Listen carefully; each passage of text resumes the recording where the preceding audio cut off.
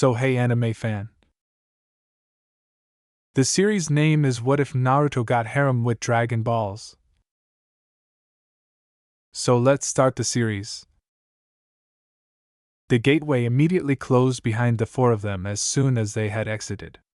When Naruto heard Sakura shouting at Sixth Headmaster, he blinked and glanced up ahead.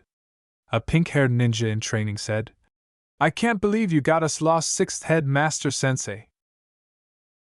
While Naruto's friend was restraining Sakura, Naruto approached his colleagues. Naruto saw that the team was on a tiny island in the midst of the ocean when he approached them.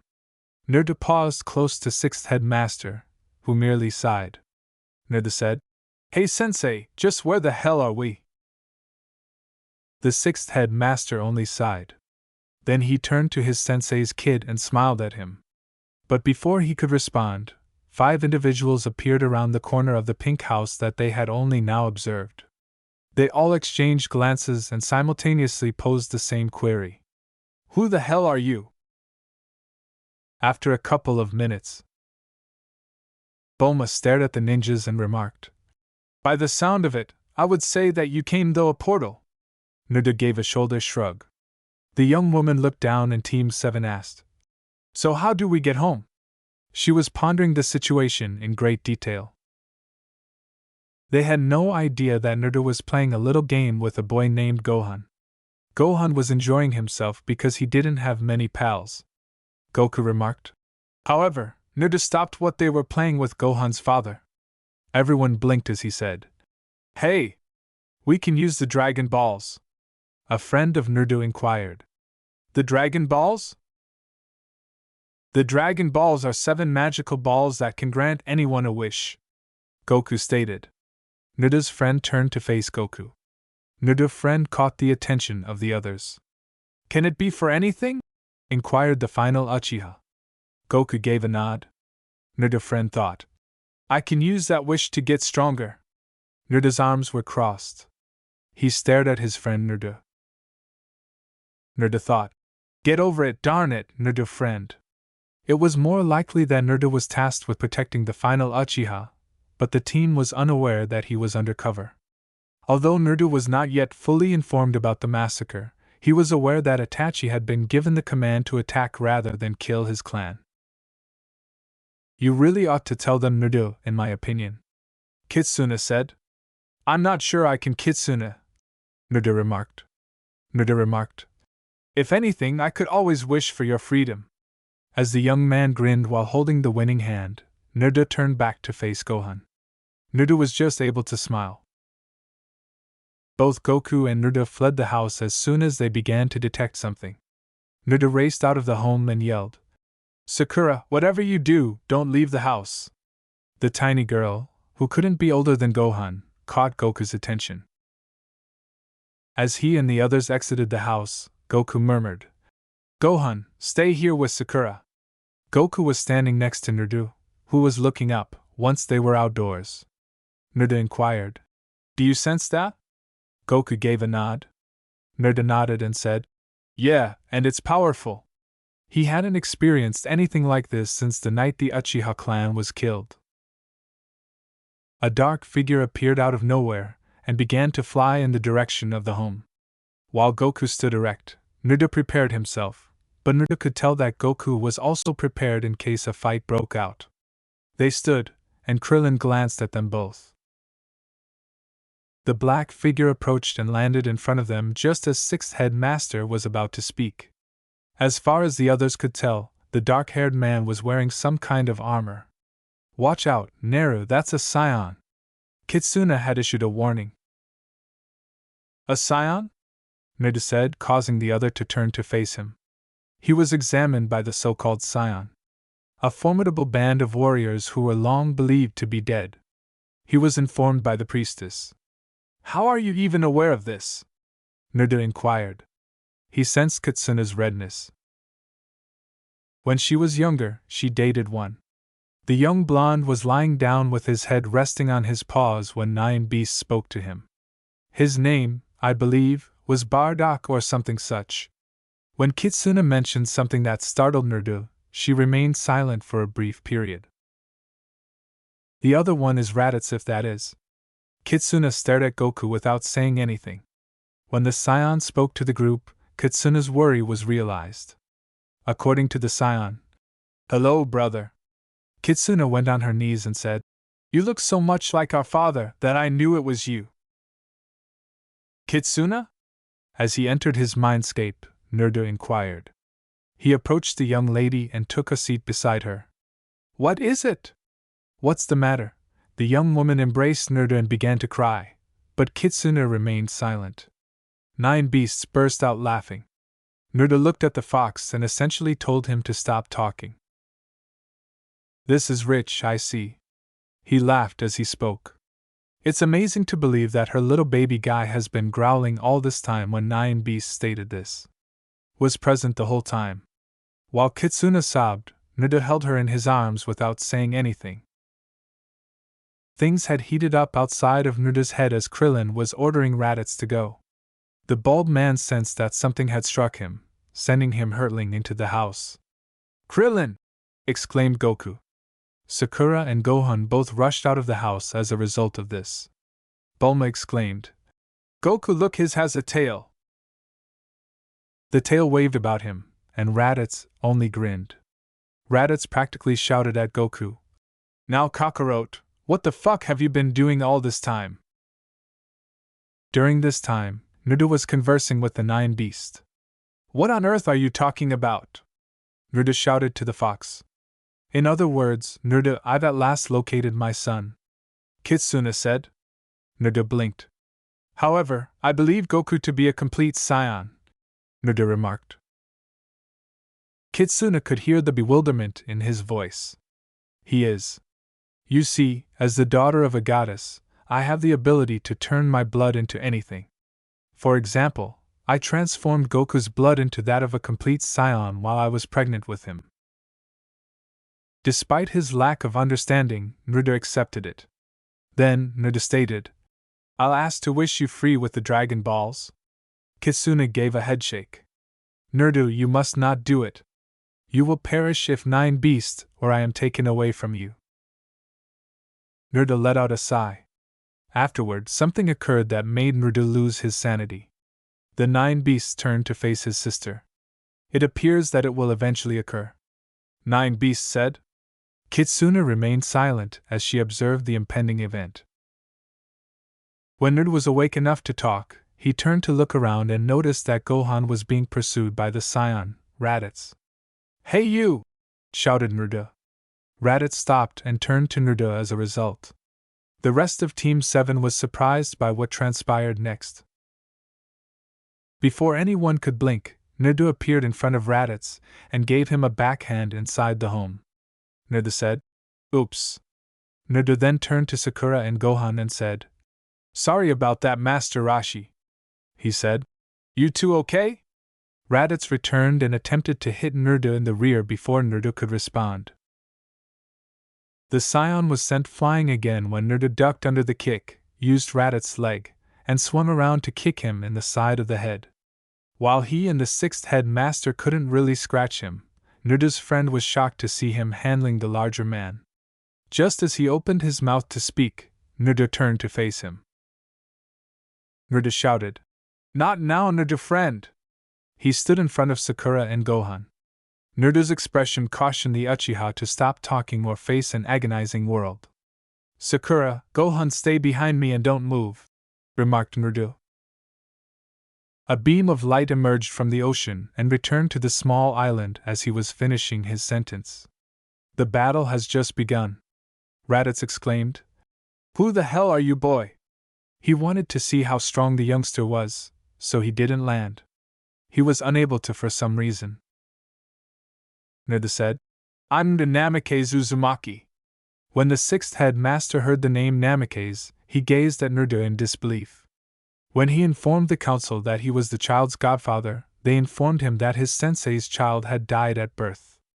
In response to the statement, "By the way, Kitsuna says hi," Naruto leaped into the air and began a fast-paced punch and kick combo that was being blocked. Goku saw Naruto face the scion head-to-head, something he was unable to accomplish himself. The sixth headmaster turned to Nerdo friend and said, "Hey, sensei." The sixth headmaster simply sighed and asked, "Isn't Namikaze the last name of the fourth headmaster?" That's what Nerd had to say. The sixth headmaster responded, "Yes, Nerdo friend."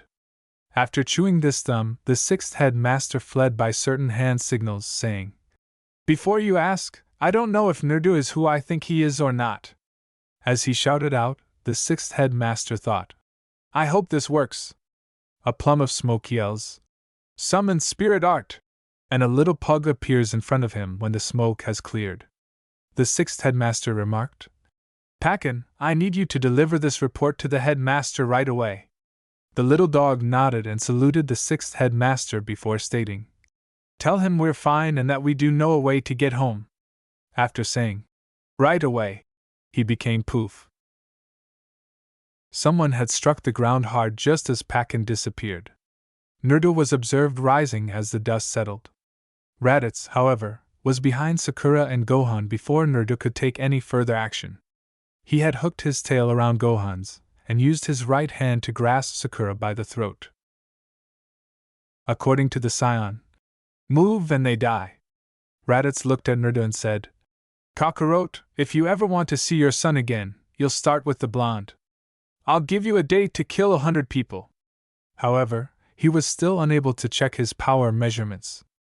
"If you like the taste you get from the kill, you may kill more." Then Raditz turned to Nerdo. Nerdo scowled at Raditz and said, "I might as well tell you that I will be taking your girlfriend with me." Nerdo shouted, "Oven my dead body!" Raditz burst out laughing. Then there came the sound of something shattering. Sakura's left arm dangled limp as she let out a painful scream. Raditz shouted, "I told you not to move!" Then he turned to face Goku. Raditz soared to the skies and flew away after saying, "Remember, Kakarot, if you don't do what I told you one day, then you will never see them again." Nerdo went to the house and sat down, letting out a sigh. Just as the Nerdo friend and sixth headmaster approached him, he put his head in his hands. Nerdo responded, avoiding eye contact with the older guy. "Go ahead and say it, sensei." With a sigh, the sixth headmaster sat beside Nerdo and put a hand on his shoulder. "There was nothing that you could have done," he said. Nerdo friend said, "So what do we do now?" Goku approached the group and declared, "We go after them." Nerdo raised his head. Goku sat down beside Nerdo and remarked, "You did something that I could not, Nerdo." Nerdo should shake his head. "I would have helped, but you kept Sakura and your son safe." "I only did what I could," Nerdo replied. Nerdo friend stared at Nerdo and stated, "The thing that I like to know is..." It wasn't a question, and Nerdo was aware of it. "Is if you're this powerful, how come you're dead last in school?" Nerdo let out a sigh. "I've been trained since the day I was 2 years old in both ki and core energy," Nerdo replied. The sixth headmaster blinked as he glanced at him. But Nerdo went on. Nerdo raised his left arm, rolled down his sleeve, and displayed a number of seals to his friend and the others. "Because of this I grew powerful, much too powerful. So my powers had to be sealed away." Sixth headmaster and Nerdo friend were astonished by what Nerdo said next. Goku's eyes expand as he says, "Each seal releases a level about 2,000 or more." Then, as a fresh seal emerged, he gestured to Nerdo's arm. Nerdo glanced down at his arm and said, "It seems like you just gained another power level." "Kitsuna?" In his mind, he asked. "Checking, I'm not sure how much, but yes, there is a new power level." The goddess of foxes spoke. "Goku, there's someone who would like to see you but not right now," Nerdo replied. The sixth headmaster gave Nerdo a blink. Nerdo pulled out a scroll containing his previous missions and said, "I suppose I should tell you though." Nerdo pulled out the scroll and unfolded it, saying, "One of my missions that I was given was a long-term A-rank mission issued by Hiruzen Sarutobi." Then he gave Nerdo friend the scroll. Nerdo glanced at sixth headmaster and said, "It was supposed to be done in 2 parts. The sixth headmaster's eyes enlarge when he says, "There's no harm in showing him, since the mission was completed 3 months ago. Around the same period, that is. Anyways, Part A. Look after Naruto friend Uchiha to make sure he's stable." If the second section was what he believed it to be, fortunately, Naruto was involved in that assignment. Part B. Find a traitor within Hide Ninja Village walls. However, the traitor I was looking for wasn't who I thought it was. As it turned out, Mizuki was a traitor. Just not the one I was looking for, Naruto remarked as he stood up. "Sixth headmaster, Naruto friend, I would like your help in getting Sakura back." The two glanced at Naruto, unsure of how they could assist. Then Naruto turned to face Goku. Goku nodded and extended his hand, saying, "Do you think you can join us? I'll do everything to help get your son back." One voice said, "I'd like to come too." Everyone saw Piccolo when they looked up. A green man in a jumpsuit that is purple. "I had a run-in with that guy earlier and I like a little payback." Naruto gave a nod.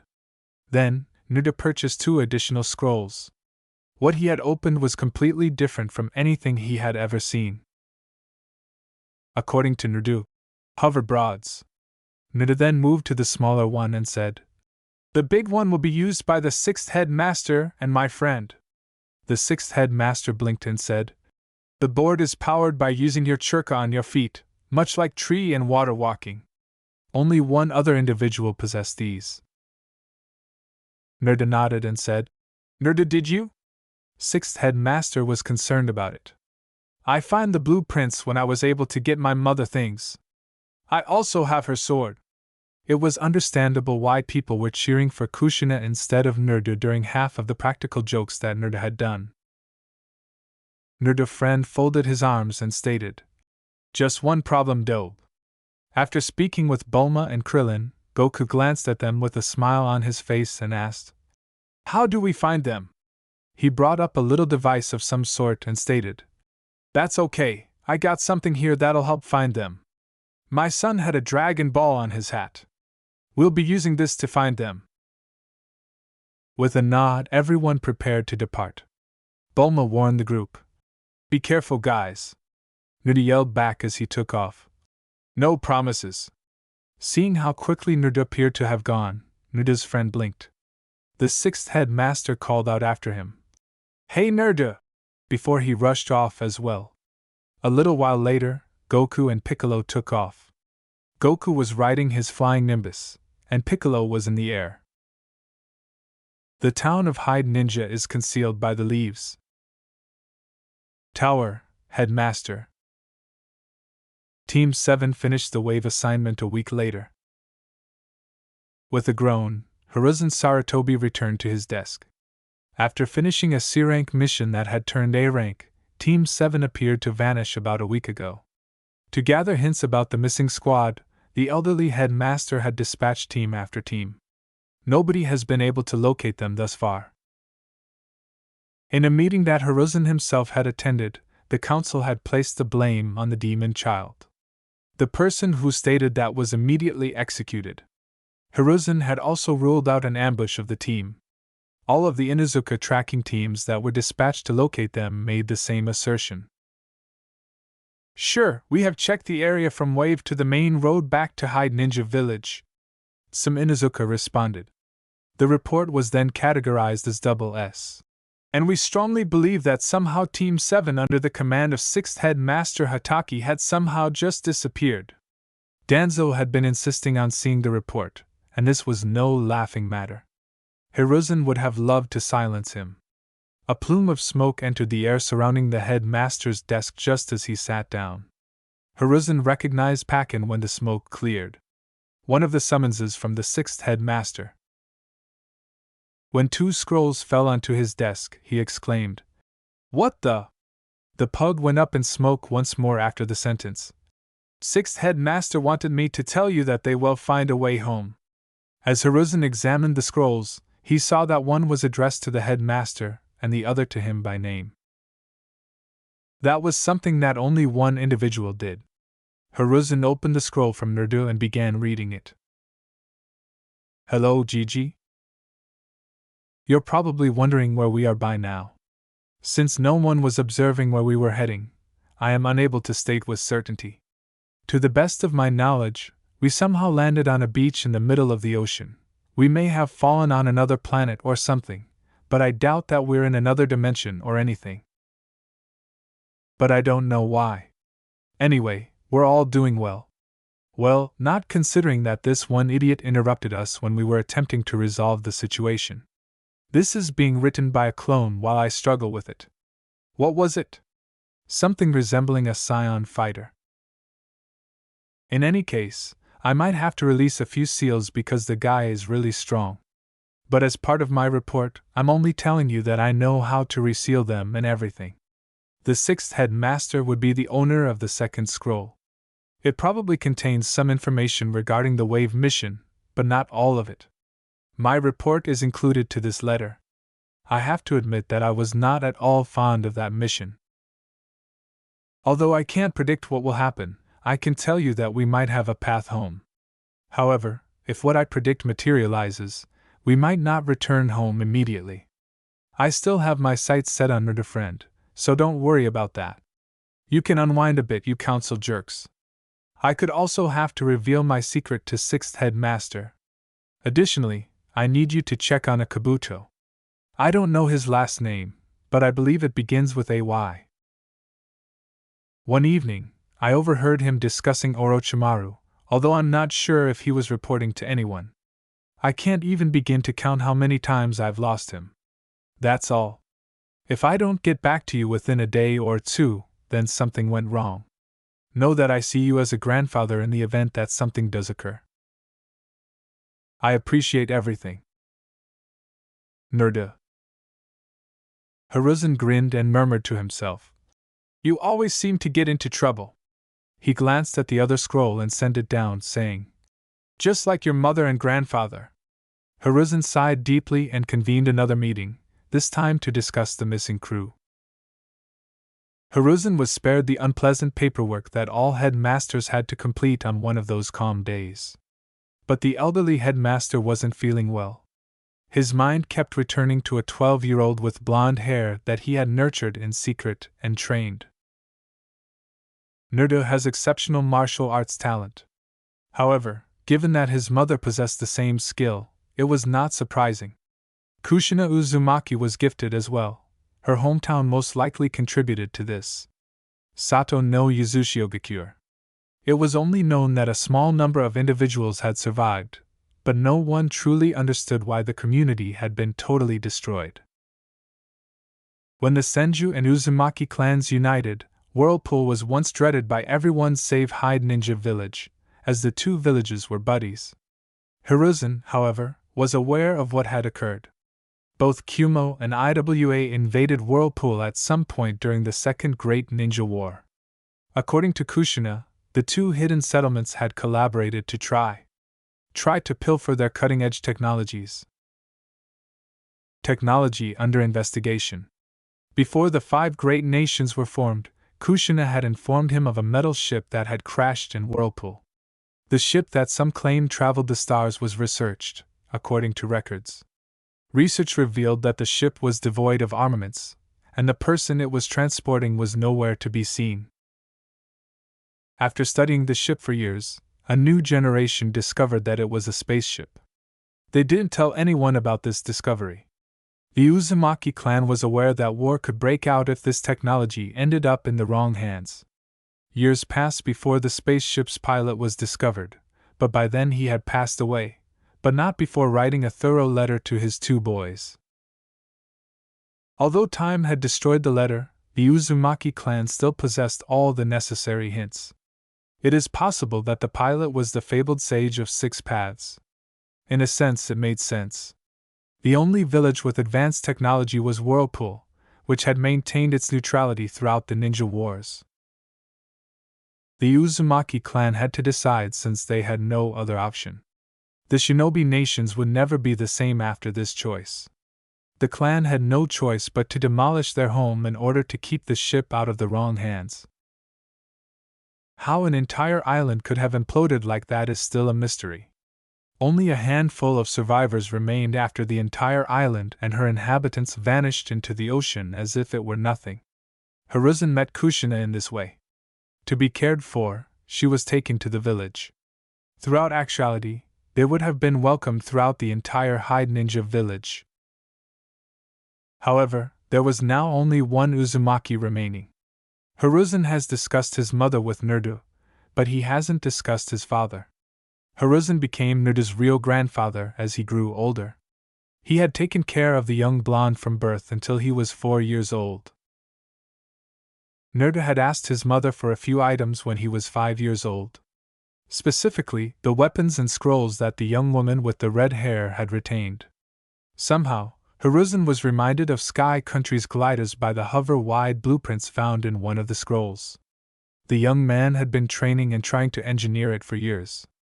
Naruto had only done it the previous year. Hiruzen had covertly assigned Naruto the task of keeping the Umbu Black operations and the rest of the ninja force on their toes throughout those years, exposing it to them by looking for holes anywhere he could. Additionally, Hiruzen had begun sending Naruto on covert operations. Nobody is truly aware of Angel's identity to this day. Hiruzen was startled out of his reverie by a knock on the door. The elderly headmaster shouted, "Enter!" He was startled to see Team 7 and a young, black-haired woman carrying a baby who might have been a few months old when the doors opened. The young blonde smiled and said, "Hey, old man." A young woman with pink hair appeared by Naruto and took his hand, saying, "It's good to see you again." Hiruzen grinned. As Sakura put it, "You might want to sit down for the report, sir." Hiruzen followed instructions, saying, "It's going to be a long one." This was going to be a lengthy narrative, he suspected. Raditz stood there once the smoke had passed. The blast had damaged his armor. Raditz had screamed, "You!" at the blonde. Naruto simply smiled and said, "Kakarot was supposed to have killed you." As he ran his fingers down a pair of seals on his right hand, Naruto remarked, "Goku isn't the kind of person that would just go around killing people." Naruto shouted, "Release!" as Raditz was momentarily blinded by a flash. Naruto had an air about him when Raditz managed to gaze back up.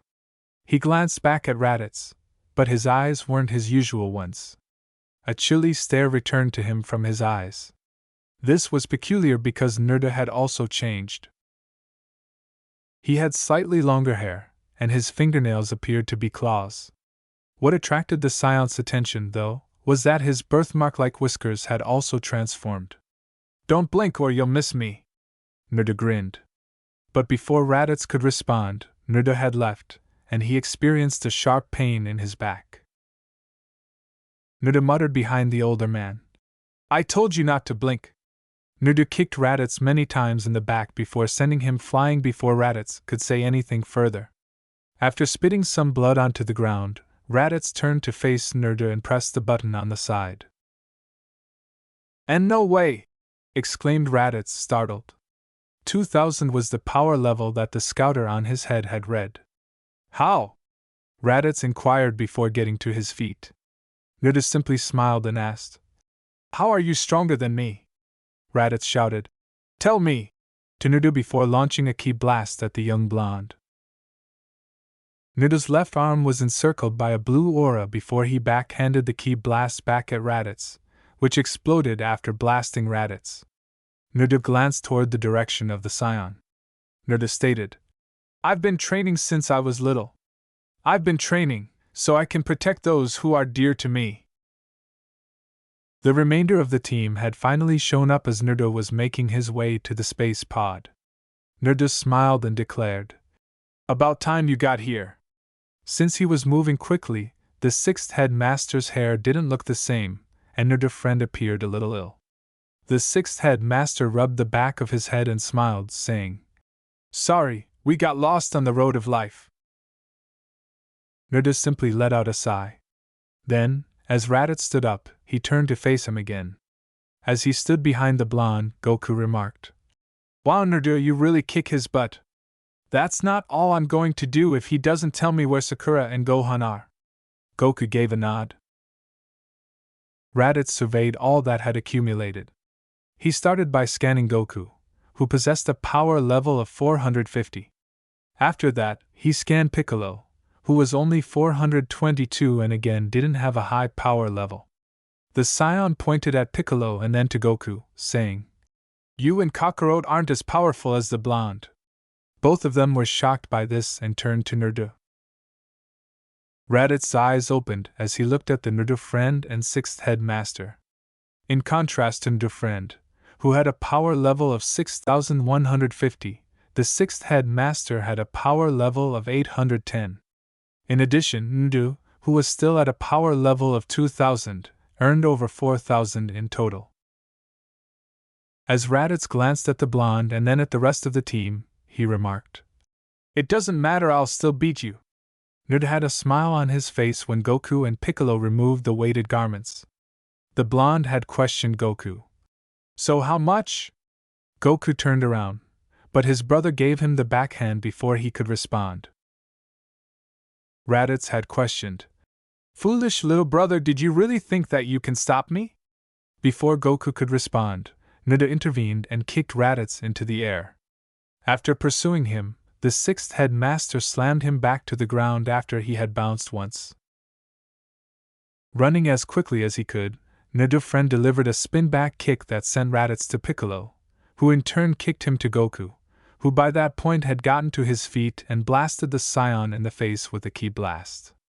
Naruto sprung from beneath Raditz and gave him an uppercut just before he touched the ground. He then turned around and drove his heel into Raditz's stomach. Raditz lived in an agonizing world. It was a feeling he had never experienced before. Raditz sat up and coughed up more blood, wondering, "How? We Scions are the most powerful in the universe." At this point, Naruto was breathing heavily and his brow was dripping with perspiration. Naruto responded, "We fight as a team, you ass." After glancing at Naruto, the others turned to face one another. They could sense that Naruto was becoming weaker. He must have been exhausted from his struggle earlier that day. The seal was back on his hand when they checked. "What happened?" inquired the sixth head master. Naruto looked at his sensei after coughing a little. The older ninja could tell that the blonde was exhausted by the expression he gave sixth head master. Naruto nodded and said, "Rest, we'll take it from here." Naruto's friend gave him a look. When Naruto's friend stated, "I want you to fight me later, Dobe," Naruto smiled. According to Naruto, "Count on it, bastard." Just as the rest of the team raced at Raditz, he stood up and ran to the space pod. When Naruto arrived at the pod, he searched for a gap. When Naruto noticed a button of some sort, he pressed it, and the door opened. Gohan said, "Naruto," and gave the preteen a hug. After putting Gohan down, Naruto turned to face Sakura. As he gently brought the girl with the pink hair out, Gohan looked at Naruto and stated, "She has a small fever." When Naruto saw how badly injured her arm was, he had a troubled expression. "Can we still heal Kitsuna?" After asking, Naruto carefully took off Sakura's dress. "Yes, but we're running out of time." Naruto put his hand on Sakura's naked shoulder, while closing his eyes. As he began to use Kitsuna's energy, and his own core energy, Naruto thought, "She's so cute." "Not right now, sweetie, and isn't she a bit too young for you?" What did the priestess ask? "She's just a year younger," Naruto recalled. Sakura's fever subsided after a short while, and she began to open her eyes. As it took the young girl a minute to realize where she was and what had happened, her green and blue eyes met. Her voice was quiet as she asked, "Naruto? What happened?" However, the sixth head master flew into the hole and collided with the spacecraft before Naruto could respond. The sixth head master's eyes swirled as he remarked, "Oh hey Naruto, look at the pretty birdies." Running to his sensei, Naruto began to heal him while cursing. As he began to treat sixth head master's injuries, Naruto spoke the words, "Damn it, old man." After asking, "You call yourself our sensei?" Naruto woke sixth head master up by punching him in the head. Before picking up the older man and launching him back into combat, Naruto gave his sensei the instruction.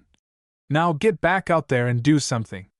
After that, Naruto removed his jacket and draped it across Sakura's shoulders. There's blood on her dress, I'm sorry I had to take it off, Naruto said as he zipped up the zipper. Naruto then rose up, but Sakura held his hand before he could go back into battle. Sakura smiled softly and added, Be careful, Baka. Naruto replied with a smile. The blonde came out of the hole and said, Hey, it's me we're talking about. Sakura was also grinning at this. She whispered, That's what I'm afraid of. Things weren't going so well back at the battle. As he watched the ninja of Team 7 defeat the Scion warrior, Goku, the strongest fighter in the world, stood beside Piccolo, the second strongest fighter in the world. While Naruto's friend avoided the moves, the sixth head master struggled to block them. When Raditz began firing ki blasts at the two ninja, things took a turn for the worse once more. The Naruto friend and sixth head master leaped back to join Goku and Piccolo. Naruto friend folded his arms and said, Well, got any better ideas? Goku said with a smile. Goku cupped his hands together and began to gather energy in them after saying, I got two actually. Me. Extending his hand forward, he launched an energy that Team 7 had never seen before. Raditz gazed astonished at that as it had gathered and then powered him up. As Goku attempted to turn it so that it would strike his brother, Raditz shifted to the side and then ran for it. When Raditz got close enough, he slammed the blue sphere into the Scion warrior's chest, shattering his armor and most of his ribs. However, Raditz had missed Naruto stepping in front of the Scion warrior and yelling, Ransengan! Raditz had couched up some blood following that move. He was aware of his current weakness. Naruto kicked him in the face that had sent him reeling backwards. There was a flash of energy at the points of Piccolo's figure as he roared, Time to finish this. Raditz rose and walked slowly toward Naruto. Sakura and Gohan were just crawling out of the hole the shipcraft had made, but the gang was unaware of this. Piccolo had yelled, Special beam cannon! And attacked. Raditz grabbed Naruto, and when the attack was about to happen, he threw Naruto in the path of the energy strike and leaped into the air, much to everyone's horror. Sakura exclaimed, Naruto! As she watched her teammate become destroyed by the explosion. That sparked everyone off as they went at the weakened Scion and started hurl punches and kicks in fast-paced combos moves. Sakura had rushed to Naruto, who was in a lot of discomfort and coughing up blood. They Seal wasn't hit, but he can feel 9 beasts fighting to break out. You're not going anywhere, you bastard! Naruto had shouted in his head. Slowly, Naruto stood up and turned to face Sakura. When Naruto muttered, It's just a flash wound. No need to worry. He collapsed to his knees. In the previous battle, Goku had struck his brother in the face. Goku swore, You son of a bitch! The younger Scion then kicked Raditz in the skull, saying, Okay, you wanted me to kill, I will. Then the sound of birds reached the group. They claimed that the sixth head master was clutching a ball of lightning when they turned their hand around. Chidori! Exclaimed the sixth head master. Sadly, the plans fail when Goku grabbed his brother and drew him close just as sixth head master's hand passed through both of them. History repeats itself once again though, as Raditz grabbed Goku and used him as a human shield. The sixth head master seized the younger Scion and stated, Goku, I'm sorry I didn't. Goku looked up at sixth head master and laughed. Goku coughed out blood and remarked, It's okay, at least he's dead.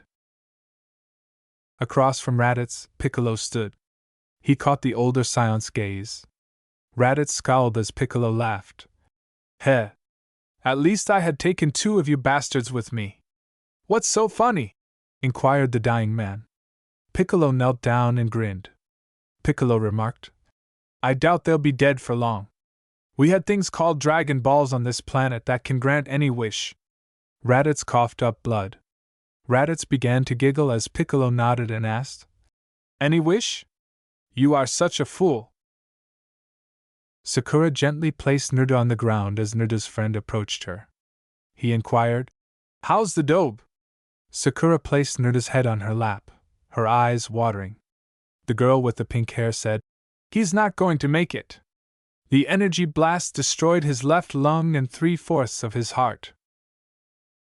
The sixth headmaster approached the fallen boy and knelt down. Sixth headmaster said, "I'm sorry."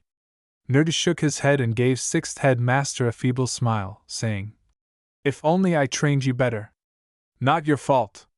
I was too slow to move out of the way," remarked Naruto. Sakura took his hand tenderly. Naruto grinned and gave her a look.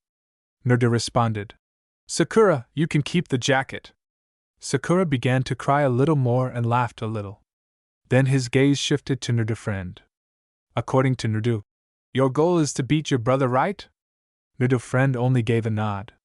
He turned back to Sakura and said, "Then you better start training to get stronger." Sakura gave him a nod, but she wasn't sure whether he could see it. "I want you to get strong as well, Sakura-chan." Naruto reached up and gave her face a light pat. When Naruto saw him smiling, she grinned and said, "I had always thought that you were beautiful." Naruto murmured, "I love you," as he exhaled. Team 7 had just begun to weep when Piccolo's shout caused them to turn.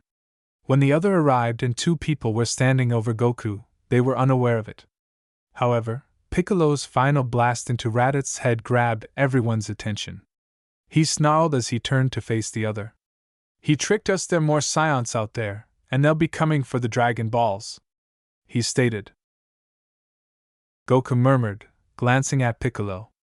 "Piccolo, take Gohan and train him," he replied. Piccolo gave Goku an insane look. Piccolo snarled but shook his head, saying, "He has Scion blood in him. Train him hard so he can help fight back." Sakura gave the green man a serious look and decided that she might as well tell them now. Sakura murmured, gazing into Piccolo's green eyes, "Take me with you." They were all surprised by what she did next. She placed Naruto down gently, removed the jacket he had given her, drew her top up a bit, and unwrapped a tail. "Sakura?" inquired the sixth headmaster. Sakura glanced at the sixth headmaster and smiled gently at him. "I'm a half Scion like Gohan. If I have the same powers as him, I should train with him." The sixth headmaster gave Sakura a contemplative glance while glancing at the green man. Sixth headmaster sighed and nodded. Then he gave her some scrolls. Sakura nodded as she approached Naruto and said, "Try and learn these while you're training." She couldn't help but notice how content he finally appeared to be. Kneeling beside him, he carefully removed his headband. Naruto's friend looked at her. Sakura uttered the words, "I want him close." Sakura then raised Naruto's head and said, "I need him to be my strength." Then she muttered, pressing her lips to his forehead. She placed him down and said, "Thank you for always being there for me." Her eyes widened when he disappeared. "Cammy girl, I have a feeling you'll be seeing him again," Piccolo replied. "Listen up. That bastard said before I killed him says that there will be 3 more Scions arriving in 2 years' time." Everyone gave a nod. Before he picked up Gohan and Sakura, Piccolo stated, "Train hard. We'll need it." Then he flew into the sky. The sixth headmaster and Naruto friend exchanged glances. Krillin noticed that Goku had also disappeared. The sixth headmaster said, "Master, could you train Use?" The elderly master gave him a glance and considered it. The sixth headmaster then gave the elderly man his make-out paradise. The elderly man remarked, "Okay, you got yourself a deal." Bulma was standing by Krillin. The woman with the green hair added, "Someone is going to have to tell Chi-Chi about this."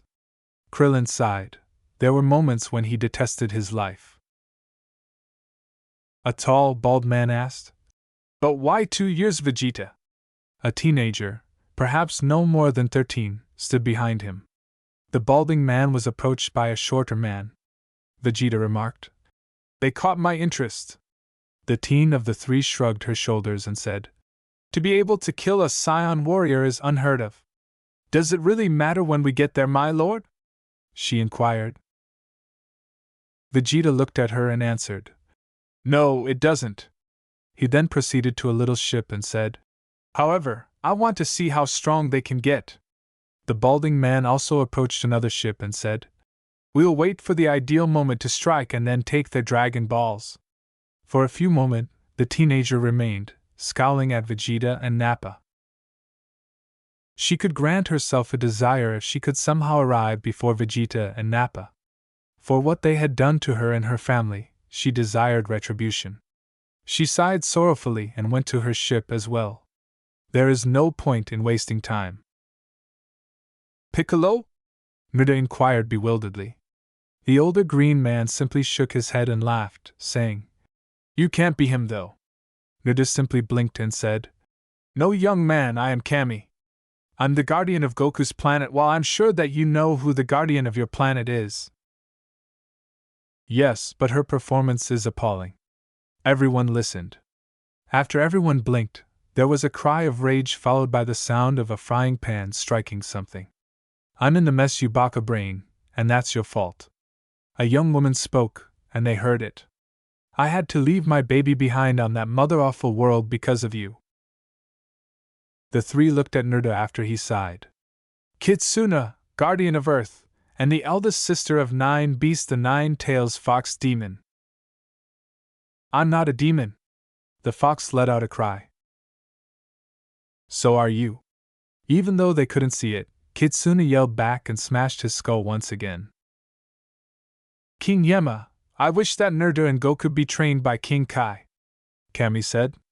Kitsuna had to say something before Yema could respond. Hold on. As soon as that was spoken, a stunning young lady who appeared to be around 18 stepped forward to greet them. She wore a white kimono adorned with sakura petals. She had the most stunning blue eyes you had ever seen, along with long white hair. The males were drawn to her because of her 9 white tails and fox-like ears on her head. Please, I must request that Naruto be trained by his parents, his great-aunt, and then King Kai, Kitsuna replied. The young woman asked, Or would you rather take it up with mother? Which caused King Yema to perspire a little. Then she turned to Kami and gave him a fierce look. As for you, what the hell were you thinking teleporting Naruto and his team to your planet? Kami began to perspire, and Goku, who had never saw Kami retreat in terror before, did the same.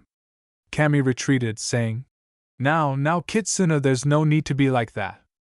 Kitsuna nodded in agreement, saying, My planet is in danger after all. I take that you will be blessing your, what do you call them? Z-warriors? Kami gave a nod. Then Kitsuna turned to face Goku. She had a sad smile on her face. Kitsuna bowed to Goku and said, Hello, Goku. Goku bowed back to her, blinking. Naruto, I need for you to listen to your new senseis until the time you are wished back to life. Naruto blinked. Approaching him, Goku put his hands on his shoulder. Raditz wasn't the only scion, 3 more, 2 or which are stronger than he was, are coming to Earth. Naruto sighed. Your sensei, 6th head master as of now, is being trained by my sensei Master Rashi. Naruto gave a nod. The young blonde remarked, Good, but I'm worried that Naruto friend will only train for power. King Yema scowled. His last name wouldn't happen to be Uchiha, would it? He inquired. Naruto turned and gave him a look. Then he gave a nod. Figures, a few years back I had a whole bunch of them. Had to send a few of them to hell myself. Yema, the king, grumbled. Kitsuna let out a sigh. She turned to Naruto again. Naru, you will be training with your parents only for a few months, then Lady Mito, who is your great-aunt, will be training you in how to use my dear baby brother's tails. Please don't let anyone else but her. 9 beasts were bagged. Kitsuna burst out laughing. As soon as she met Mito, she fell in love. Naruto's expression said, Mito is a very nice woman. Naruto shook his head and said, You do know who Lady Mito is, don't you? Kitsuna let out a sigh. Naru, Lady Mito was the wife of the 1st headmaster, Hashirama Senju, who also happens to be your great-great-grandfather, Kitsune replied. Nerda merely gave her a blink. He was also related to the second headmaster if he was related to the first headmaster at the time. Kitsune grinned and remarked, Lady Mito was the first Jinchuriki of my dear baby brother. No. No. Anything other than pink bunnies, please. Everyone listened. Please. Keep that witch away from the boy. I swear I'll be fine. Kitsune and Nerda both smiled. Nerda faced King Yema once more. He lost what he was going to say when he became aware of something. Wait, if I'm dead, then how is 9 beasts still sealed inside me? Kami and Kitsune sighed. You may be dead, Nerda, but you were allowed to keep your real body so you can train, Kami said. Goku smiled and said, It's the same with Goku. Hey, that's cool, but when can we eat? I'm hungry. Nerdu grabbed a granola bar from one of his pockets and threw it to the man with the dark hair. The blonde said, Sorry, it's all I have. Kami and Kitsune exchanged glances before saying, But I have a request, could Goku be trained by my dad? Nerda nodded and said, You would have to ask your father about that. King Yema let out a sigh. Very well, they can go see King Kai. Nerda, your parents and Lady Mito will be waiting for you there. Goku responded, Cool, so how do we get there? Yema pointed to the other door after glancing at the two. The young fox maiden nodded and vanished, saying, I'll have someone be you some food. Lady Kitsune, you should go back to the seal. Then King Yema turned to Kami. You should get going, Kami. Kami bowed and turned to go, but Goku stopped him before he could go very far. Hey, Kami, could you tell Krillin and the others not to wish us back until 2 years from now? Goku said. Kami gave him a look. Goku appears to have overlooked a crucial rule regarding that request. Goku, I'm sorry, it seems that you have forgotten about a rule about bring someone back to life. Goku blinked as he glanced at Kami before striking his own head. Nerda approached Goku and Kami one more. Goku looked to Nerda and asked, What's going on? Nerda nodded. That made sense. I forgot that we can't be brought back to life after 1 year. Goku and Kami asked him, Well, why not have the other wish us back? They also forgot that part. I mean, Kami is alive and he is standing before the king of the underworld. Goku turned back to Kami and said, So if Kami is still alive, what's stopping us from still training with King Kai? He too is alive, is he not? After glancing at Goku, Nerda shook his head and said, All right, but let them wish him back to life first. Nerda declared, I have a better idea. Goku turned to Nerda, who was grinning, and said, Kitsune had just told me that a scion grew even more powerful if they are beaten in battle. Nerda halted, leaving Goku to pick up where he lifted off, saying, Think about it, Goku, you died in battle but were brought back to life, meaning. With a thumbs up, Nerda said, Meaning that my power level would go sky high. Nerda had a plan. By wishing Goku back first, he would raise Goku's strength level as far as possible before returning, giving him an advantage over the other scions. That seems like a good concept to Kami. Kami nodded and turned to go. Looking at Nerda, Goku turned.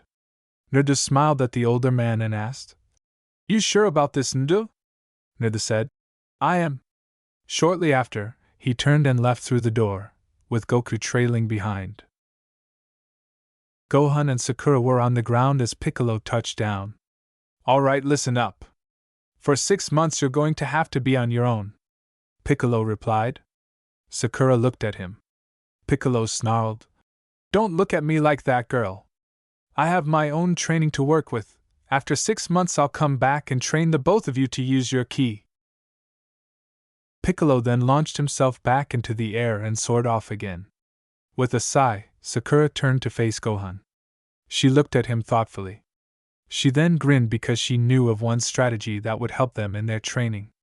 It was improbable, though, that they were aware of core energy because they were on a different planet. Sakura said, Hey Gohan, will you please take a seat?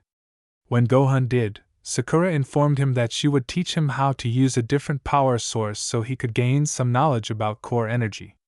The young man in front of her gave a head nod. Gohan appeared to take in all she said. When Sakura cried out a cross sign with her middle and index fingers, he was stunned. Shadow Clone knows spirit art! She brought forth 3 clones of herself. Sakura informed Gohan. These Gohan are shadow clones. Gohan shook his head and smiled, saying, You'll be able to do this, but first we have to work on your core energy network, so let's get started. Rashi never imagined that pupils would be studying under him again. In order to prevent the Kamekishin from dying with him, he once expressed his desire to train Tien Shinhan in his manner. He felt that his 6th head teacher and his Naruto friend would be his final pupils as he stood in front of them. Okay, listen up, I'm going to train you the same way that I trained Goku and Krillin and my other students all those years ago, Rashi replied. The 6th head master turned to Naruto friend, who shrugged his shoulders and said, It won't be easy though, and that you can leave at any time. The 6th head master nodded as he turned to face the elderly guy. Rashi nodded and said, We'll do it, whatever it takes to get strong. Naruto examined the route leading to King Kai's world with Goku. He knew this wouldn't be easy, but he can't really see the end of it. He pulled out a scroll from his pockets. The blonde said, Hey Goku, has the food come yet? Goku remarked, Not yet, man, I'm so hungry right now. Naruto looked at him curiously, and then pulled out another granola bar. Hey, got any more of those bars? He asked. Naruto tossed the food to Goku and stated, Once the food arrives, we'll move out. He put the scroll down and searched through a few before settling on one that seemed to work. A little truckload of food was eventually delivered to the 2 of them. They didn't know how long it would be, so there was plenty food to last them for a while. Naruto produced an empty scroll. As Naruto, Goku said, Hey, where did you learn that anyways? Naruto turned to face the older guy and remarked, My mother had taught the 2 of them. My grandfather also taught my father. Naruto smiled sorrowfully and remarked, You see, my clan was very powerful with seals. Naruto began setting some food on one of the scrolls and said, It was what made them feared by other nations. As he put a few scrolls in one of his pockets and finished the remainder of the food, Naruto remarked, That and hidden swirling tides also had the highest technology anyone had ever seen before. I have no doubt that if Mother's village wasn't destroyed, it would have shared it with the rest of the world. Naruto pulled out another scroll. After they had eaten several apples, Naruto remarked, I'm sure none of this would be new to you. With a few hand signals and evidence of smoke, a car that Goku had seen as a child was now headed for Snake. My mom made a few designs for a mode of transportation. I have yet to test them. Naruto got aboard, saying, It's a hover bike. Goku trailed closely behind. Goku glanced at it and grinned at Naruto, saying, It runs on core energy. But I can go pretty fast with this one. Goku stated, I'll fly there. Naruto gave him a look. Goku nodded and stated, The guide said that it was 10,000 miles. Goku, I would feel better if you just got on, Naruto replied. Goku grumbled and followed Naruto, saying, It'll save time and energy. All he could hope was that, for his age, Naruto would be a better driver than Bulma. After Goku was on, Naruto turned on the hover bike's motors and, after it had warmed up, flew off while Goku clung to him. After a few hours, Naruto had to pause and take a break. The 2 have made good progress in the previous few hours on their lengthy trek to King Kai's world. Naruto opened one of the scrolls containing the still warm food. I'm so hungry! As he peered over the edge of the cliff where they had magically arrived when a T-Rex was attempting to eat them for dinner, Gohan remarked, Shut up, Sakura, I'm thinking. I thought you were a ninja, so why are you acting like a baby? Sakura looked at him sharply. Sakura crossed her arms and stated, I have a bad day, okay? Holding her hand, Gohan took a seat beside her. Did you love him? Inquired Gohan. He had to assume that Sakura was considering her companion with the blonde hair. But Sakura didn't say anything. She looked down and added, I'm only 11, so I'm not really sure. I don't know. He was always there for me when I needed him, though, I can tell you that. Sakura then told him about her silly teammate, the many practical jokes he had pulled over the years, and how she and her other friend Ino became friends with Naruto. We were all three like family. But then Ino and I started having the same silly crush on Naruto friend. Sakura began to play with a strain of her pink hair, but she stopped short, bringing her knees up and resting her head on them. The look in his eyes when we told him, it broke my heart, she said. For to Naruto that meant everything to him. Despite his denials, Ino and I both noticed the tears in his eyes.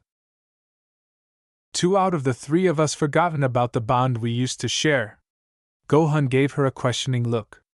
Naruto never forgotten, it was in his last words. Sakura turned to the young man beside her. Try to get some sleep, we have a long day of training tomorrow. Gohan scowled. He didn't understand, but he knew that breaking a friendship over a boy was foolish in his book. After saying that, the two laid down and closed their eyes, not realizing that Piccolo was observing them. What the hell am I doing?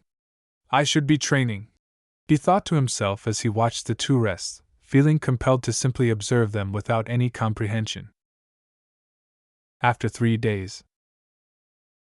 From where they were, both Naruto and Goku could see the end of Snake Way. Naruto got off the bike and went to the end of the path, sealing it again in his scroll as he went. Hey Goku, wake up, Naruto said, looking at his friend with the black hair. We're here. Goku opened his eyes. But when they arrived, they saw nothing like a planet until they glanced up and remarked, There it is. Naruto scowled since he knew Goku could reach there with ease but had no way of going there himself. How in the heck do I get up there? Sakura and Gohan. As Sakura watched Gohan sit down to meditate so that he could focus his core energy, she said, You're doing good, Gohan. Now once you feel it, we can start training you in it. Sakura was working on push-ups, which was going to be difficult because there were no trees nearby to help with Gohan's control. The young man picked things up quickly and understood what Sakura had said about core energy and what it could accomplish, but the T-Rex from earlier had other intentions for the two, so they took off with a loud roar, praying the nasty creature would leave them alone. Master Roshi and the rest of Team 7. As he ran with a 50-pound turtle shell on his back, the sixth head master thought to himself, And I thought guys' training was weird. Naruto's friend only glared at him and then at the elderly guy, thinking, Some martial arts master. This seemed like a waste of time to him. To Naruto's friend, this wasn't training, and he had been saying it for the past few days as well. The old guy had nothing to teach them as he had hoped. They were just running around distributing milk to the residents, or attempting to swim away from a shark while wearing a turtle shell. But while practicing, Sixth Head Master experienced a sense of rebirth.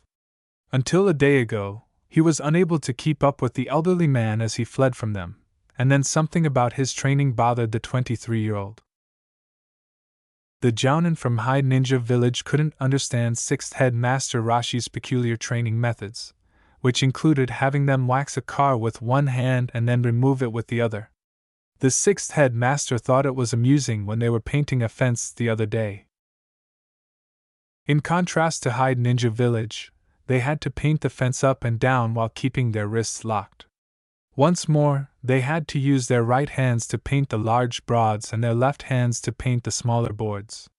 To Naruto's friend, this was a waste of time because he could have been training with a real master, but Sixth Head Master had ordered him to stay.